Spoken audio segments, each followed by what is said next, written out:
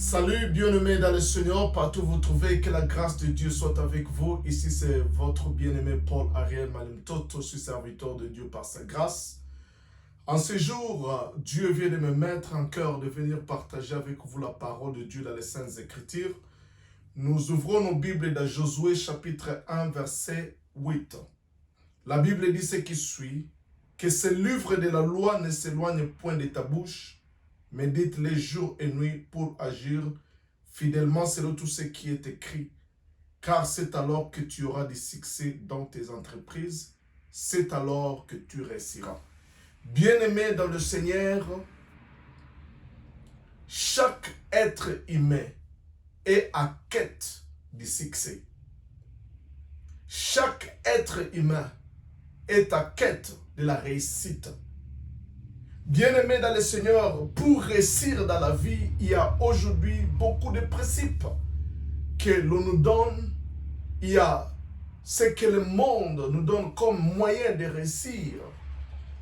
Mais si je regarde aujourd'hui dans le corps de Christ étant ministre de Dieu, il y a beaucoup de chrétiens qui sont en train de vivre dans la misère, qui sont en train de vivre dans la pauvreté, qui sont en train de vivre dans les échecs. Et ils cherchent les moyens de s'en sortir. Voilà pourquoi beaucoup de gens vont chez les prophètes, chez les apôtres, chez les docteurs pour avoir la solution à leurs problèmes. Et d'autres personnes, ils veulent qu'on prophétise sur eux pour s'assurer si réellement leur vie réussira. Et d'autres personnes cherchent les problèmes dans la famille. Peut-être c'est à cause de mes parents, à cause du péché de mes grands-parents, à cause de la sorcellerie, à cause du milieu où je vis. Mais bien aimé dans le Seigneur, le Dieu de la Bible, c'est lui qui est le créateur de tout l'univers. Il nous donne la solution et les moyens. Bien aimé, il y a moyen que nous les chrétiens, nous puissions réussir même au-delà des païens. Souvenez-vous de l'homme de Dieu, Salomon dans la Bible. La Bible dit qu'au temps de Salomon, l'or était devenu comme la poussière. Bien-aimés dans le Seigneur, nous devons comprendre les choses selon Dieu pour que nous puissions vivre la réussite. Parce que Dieu veut que chaque croyant puisse réussir. Si vous lisez dans 3 Jean, la Bible dit que je veux que tu prospères comme prospère l'état de ton âme. Que je veux que tu prospères à tous égards. Donc la volonté de Dieu, c'est que tu puisses prospérer à tout égard. Et si tu lis dans Psaume 37, la Bible dit que Dieu prend plaisir à la prospérité de ses enfants, des saints, des justes.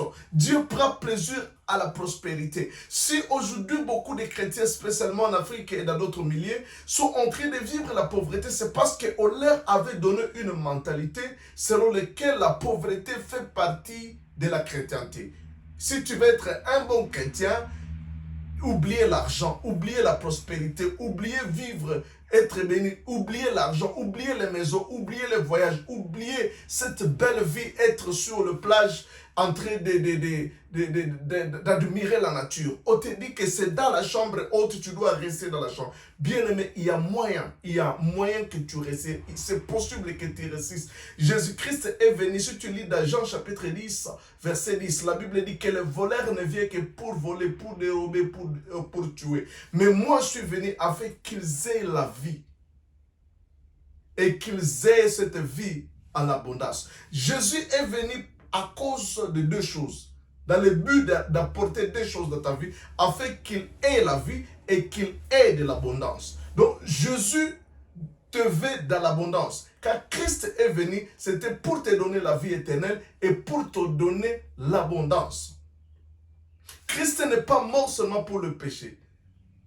Le salut, par étymologie, veut dire pardon du péché, blessing ou bénédiction, prospérité, paix, délivrance et toutes ces choses. C'est-à-dire quand la Bible dit crois au Seigneur Jésus et tu seras sauvé, c'est-à-dire crois au Seigneur Jésus et tu seras pardonné. C'est le salut.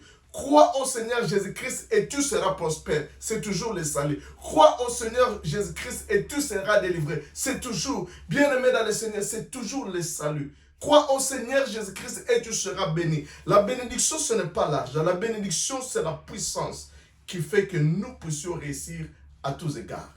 Bien-aimé dans le Seigneur, la bénédiction, c'est ce qui fait que si tu entres dans un business et ce business réussisse. Ça, c'est donner d'abord la percée que Dieu te veut prospère.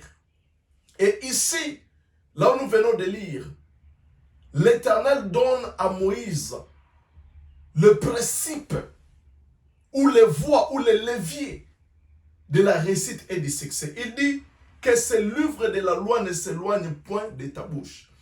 Bien-aimé dans le Seigneur, quand nous voyons la loi, nous voyons la parole de Dieu. Pour que tu puisses réussir, le premier levier qui va te permettre que tu puisses réussir, c'est la parole de Dieu dans ta bouche. Mais pour avoir cette parole, tu dois les connaître. Parce que bien-aimé dans le Seigneur, il y a beaucoup de chrétiens, ils ne lisent pas même la Bible. Ça fait combien de temps, bien-aimé, que tu n'as pas lu la Bible?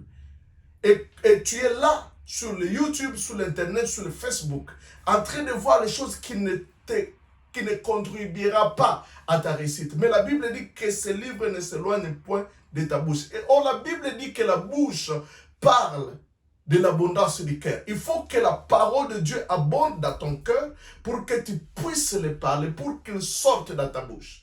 Mais tu ne peux pas faire sortir dans ta bouche ce qui n'a pas encore abondé dans ton cœur.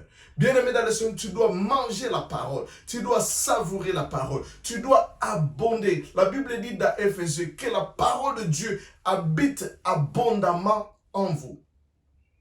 Bien-aimé, aujourd'hui, les gens ont l'abondance des prophéties des hommes. Mais la vraie prophétie que tu as besoin d'emmagasiner dans ton cœur pour ta réussite, c'est la parole. La Bible dit que la parole de Dieu, que ce livre de la loi, que la parole ne s'éloigne point de ta bouche. Bien-aimé, la langue, la parole de Dieu doit être sur ta langue. Parce que ce que tu dis, c'est ce qui arrivera dans ta vie. Bien-aimé, Dieu avait créé par la parole. La parole était dans sa bouche et Dieu a créé. Il y avait les ténèbres qui couvraient la surface de la terre. Mais Dieu dit que la lumière soit. Dieu a dit. La parole était dans la bouche de Dieu.